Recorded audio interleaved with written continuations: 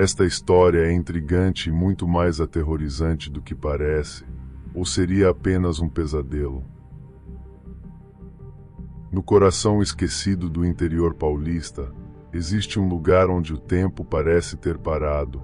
A estação de Ribeira, desativada há décadas, guarda mais do que poeira e trilhos enferrujados. Dizem que ali ainda passa um trem, um que não deveria mais existir. Nos anos 60, Ribeira era um ponto vital de ligação entre o interior e a capital.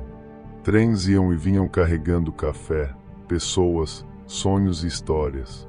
Mas tudo mudou após o acidente de 1963.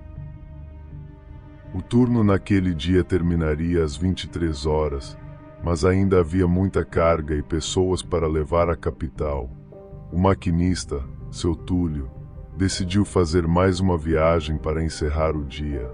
Então, carregaram os vagões, acomodaram as pessoas e os animais e se prepararam para partir.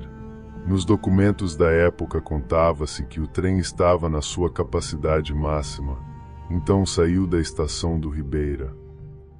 Então o trem seguiu viagem, já era passado da meia-noite quando, em uma curva próxima a uma ribanceira, um pedaço da encosta deslizou, e no escuro extremo, o maquinista, seu Túlio, não conseguiu enxergar. Assim, o trem descarrilou, rolando pelo desfiladeiro abaixo. Não houve sobreviventes e não conseguiram recuperar todos os corpos. Desde então, moradores próximos começaram a relatar o inexplicável. O som de trilhos vibrando de madrugada, o apito distante e até luzes ao longe, cortando o breu como se o trem ainda circulasse.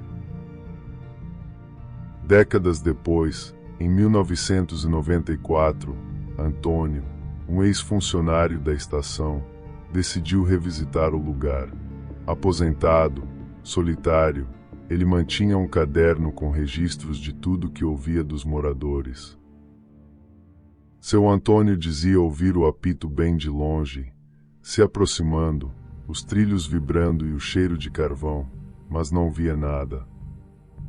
Anos depois, em 2008, um jovem entusiasta de fenômenos sobrenaturais chamado Clayton decidiu passar a madrugada na estação. O que ele registrou jamais foi explicado. Ele chegou à estação por volta das 22h30, montou seu equipamento e esperou. Mas nada acontecia. Então, por volta das 23h45, ele ouviu um assobio de trem bem de longe, confundiu com o som de uma coruja, mas se concentrou mais um pouco e ouviu que realmente era o trem que estava vindo bem de longe. Então, ele salta da plataforma e encosta os ouvidos nos trilhos e sente a vibração e tem certeza de que era o trem que estava chegando. Subiu rapidamente na plataforma, posicionou sua câmera e sensores de calor e esperou o trem que estava cada vez mais e mais próximo. Então, ele vê de longe a luz e sim, era o trem. Então o trem chega e para na estação. Ele vê uma antiga Maria Fumaça da década de 40. Sua porta se abre. Então, ele, receoso, mas curioso, entra no trem e vê pessoas com roupas de época. O bilheteiro, responsável por conferir as passagens, manda-o se apressar e ele se senta. O trem começa a andar em direção à capital. Na correria, ele acabou pegando apenas seu gravador de voz. O trem seguiu viagem em silêncio e ele estava tenso. Já não sabia mais se o que via era real ou não. Em um breve momento, lembrou-se da história do trem e entrou em desespero, pois o trem estava chegando perto do desfiladeiro onde teria acontecido o acidente no passado. Ele gritava e balançava as pessoas que ali estavam, mas sem resposta. Ele rapidamente correu até a porta e a abriu, mas viu que a velocidade era muito grande para pular e o desfiladeiro já estava ali. Então, sem explicação, ele começou a perder as forças, tudo ao redor começou a escurecer e ele desmaiou. A última gravação termina com o som de um trem descarrilando, gritos e som de metal retorcido, seguido por um silêncio absoluto. O rapaz foi encontrado horas depois, desmaiado nos trilhos, sem ferimentos, mas em estado de choque. Alguns dizem que é uma ilusão coletiva. Outros, que os espíritos das vítimas do acidente de 1963 continuam cumprindo suas rotas eternas, presos a um ciclo que nunca se encerrou.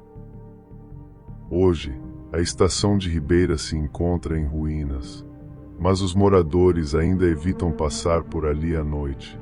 E se você estiver por perto numa madrugada, escute com atenção. Talvez o apito do trem também te chame. Deixe sua opinião nos comentários. Mande seu pesadelo para nós, para que ele entre no nosso acervo. E não se esqueça, pesadelos, às vezes, podem ser mais reais do que se imagina.